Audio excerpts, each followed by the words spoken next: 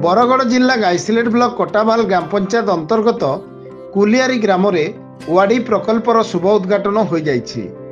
नाबार्डर आदिवासी उन्नयन पांठी सहायतार देवदत्त क्लब आनुकूल्य अनुष्ठित उक्त कार्यक्रम को मुख्य अतिथि भाव नाबार्ड क्षेत्रीय कार्यालय भुवनेश्वर मुख्य महाप्रबंधक डॉक्टर सुधांशु केके मिश्र जोग दे शुभ उद्घाटन करिथिबा बेले सम्मानित अतिथि भाव गाइसिलेट गोष्ठी उन्नयन अधिकारी लक्ष्मण माझी, डेपुटी महाप्रबंधक कमलकांत पट्टनायक भुवनेश्वर, बरगड़ जिला विकास प्रबंधक हटकिशोर बेहरा, बलांगीर जिला विकास प्रबंधक डॉक्टर विवेक कुमार नायक, देवदत्त क्लब संपादक कान्हुचरण माझी, समाजसेवी सुशांत पंडा और संजीव पुरोहित योगदान करथिले।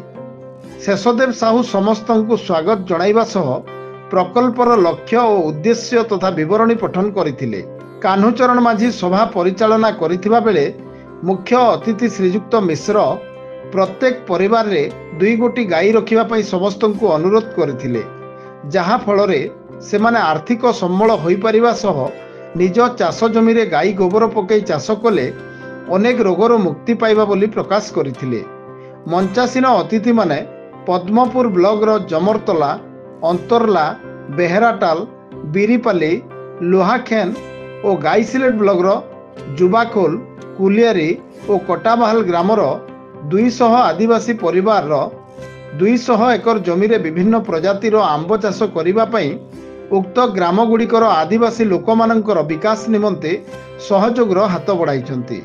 एही कार्यक्रम रे प्राय 250 रु ऊर्ध्व आदिवासी लोक योगदान करथिले। जनसाधारण उक्त कार्यक्रम माध्यम रे अंचल रो विकास होई परिबो बोली मत देवा सह नाबार्ड और देवदत्त क्लब को भूरी भूरी प्रशंसा करथिले। एहा सह अतिथि मानक द्वारा चारा रोपण करा जाइतिला। परिशेष रे समाजसेवी सुशांत पंडा धन्यवाद अर्पण करथिले।